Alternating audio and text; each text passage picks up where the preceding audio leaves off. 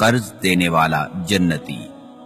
سیدنا حذیفہ رضی اللہ عنہ کہتے ہیں کہ نبی کریم صلی اللہ علیہ وسلم نے فرمایا، پہلے وقتوں میں فرشتوں نے ایک آدمی کی روح قبض کی اور اس سے پوچھا، کیا تو نے کبھی کوئی نیکی کی ہے؟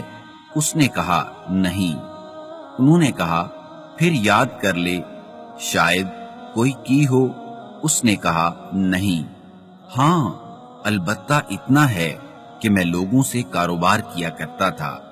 میں نے اپنے ملازموں سے کہہ رکھا تھا کہ کشادہ دست کو بھی مہلت دو، اور جو تنگ دست ہو اسے تو ویسے ہی چھوڑ دو۔ یہ ایک نیکی ہے، تو اللہ تعالیٰ نے اسے اس نیکی پر جنت میں داخل کر دیا۔